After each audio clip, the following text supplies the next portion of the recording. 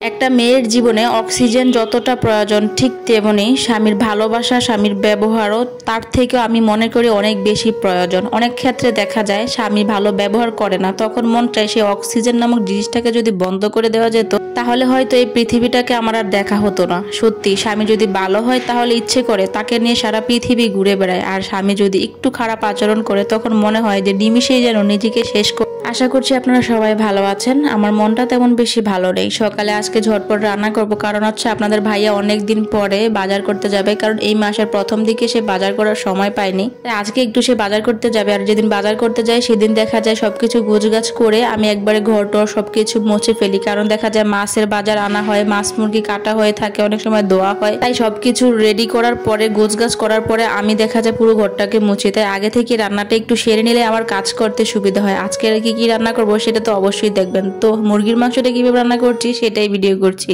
আসলে একা হাতে সবকিছু সামলাতে হয়, তারপরও দিন শেষে সবাই প্রশ্ন করে কি এমন কাজ করি, ঘরেই তো থাকি সারাদিন, ঘরের কাজগুলো করতে কি এমন কষ্ট হয়। স্বামীরা সারাদিন যদি বাইরে থাকে তাদের কাজটাই নাকি কষ্ট, ঘরের কাজে কি এমন কষ্ট হয়। আমার সব থেকে বেশি এটাই খারাপ লাগে কি জানেন, সারাদিন কাজ করবেন কিন্তু কোনো নাম পাবেন না। আর তার থেকেও আরো বেশি খারাপ লাগে কি জানেন, প্রত্যেকটা মেয়ের কাজের হিসাব দিতে হয়, কাজের কৈফিয়ত দিতে হয়। আপনি কি করেছেন, সারাদিন শুয়ে আছেন কিনা, বসে আছেন কিনা, রেস্ট করেছেন কিনা, এটার কথা আপনাকে কেউই বলে না। তবে আপনার কাজের কৈফিয়ত নেওয়ার মানুষের কিন্তু অভাব। নিজের সন্তানকে সামলানো, সংসারের সব কাজ করা, ঘর গোছানো থেকে শুরু করে রান্না বান্না সবকিছু, তারপরে মানুষ বলে মেয়েরা নাকি বসে বসে খায়। এটা সবচেয়ে বেশি খারাপ লাগে তখনই যখন স্বামী বলে তার কাজগুলোতে কষ্ট আছে, স্ত্রীর কাজে কি এমন কষ্ট লাগে। কিন্তু যখনই আমি তাকে বলি যে তুমি একটু কাজ করে দেখো না, তখন সেই উত্তর দিবে কি জানেন, যে কি এমন কত কষ্ট, তোমাদের কাজ আমি যদি হঠাৎ করে করি কষ্ট তো অবশ্যই লাগে, মেয়েদের কাজ ছেলেরা কি করতে পারে বলো, এরকম একটা উত্তর দেয়। তখন কিন্তু আরো বেশি খারাপ লাগে, তাই না পুরা। তো যাই হোক,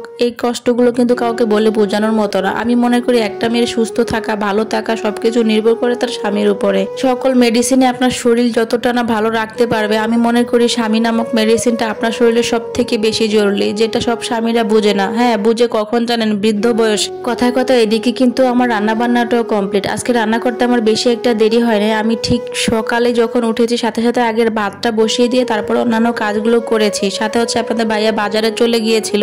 আর আজকে রান্না করেছিলাম লাউ দিয়ে হচ্ছে মুরগির মাংস, সাথে হচ্ছে লাউ দিয়ে ডাল দিয়ে, সাথে একটু ছোট ছোট যে চিংড়ি মাছ ছিল ওইগুলা দিয়েছি। আর গতকালকে একটু শুটকির ভর্তা করেছিলাম, ওইটা দিয়ে আজকে দুপুরে খেয়ে নিব। আর আমাদের একটা অভ্যাস কি জানেন, গরম গরম খাবার আমাদের খেতে ভীষণ ভালো লাগে। যখন ভাত বা তরকারি সবকিছু হয়ে যায় তখন চেষ্টা করি আমরা সাথে সাথে খাবারগুলো খেয়ে নিতে। সকালের নাস্তা শেষ করে যখন কাজগুলো করছিলাম, আমাদের ভাইয়া বাজারে যেতে চেয়েছিল, তখন আমি বলেছি এখন আর যে লাভ নেই, টাটকা কোনো কিছুই পাবে না, ভালো কোনো কিছুই পাবে না, তাহলে বিকেলে যাও, তাহলে দেখা যাবে কিছু একটা পাবে আর কমে পাবে। সে যখন বাজারে গেল, এই তো দেখেন একটা ইলিশ মাছ নিয়ে আসছে, সাথে কিছু চিংড়ি মাছ। আমার মেয়ের চিংড়ি মাছ ভীষণ পছন্দ, আর সাথে নিয়ে আসছিল বেলে মাছ। তাই আপনাদের সাথে ভাবলাম একটু বাজারগুলো শেয়ার করি, কি কি মাছ সে এনেছে। সংসারে মেয়েরা যদি একটু হিসাবই না হয় তাহলে কিন্তু দেখা যায় অনেক বিপদে পড়তে হয়, আর ছেলেরা যদি একটু হিসাবই হয় তাহলে তো কোনো কথাই নেই, খুব দেখা যাবে তো তারা ভালো আছে কিন্তু তাদের বউটা ভালো নেই। তো যাই হোক, সবকিছু গোছগাছ করে নিয়ে কিছু বাজার এখানে যেটা আছে, দেখা যায় আমি কিছু মাছ কাটতে পারি, কিছু আবার কাটতে পারি না। তো আপনাদের ভাইয়া আমাদেরকে একটু কেটে কুটে হেল্প করে দিয়েছে, আর আমি সবকিছু ওয়াশ করে রেখেছি। আর এই জায়গায় হচ্ছে আলু, পেঁয়াজ, আদা, রসুন যেগুলো লাগতো সেগুলো নিয়ে এসেছে।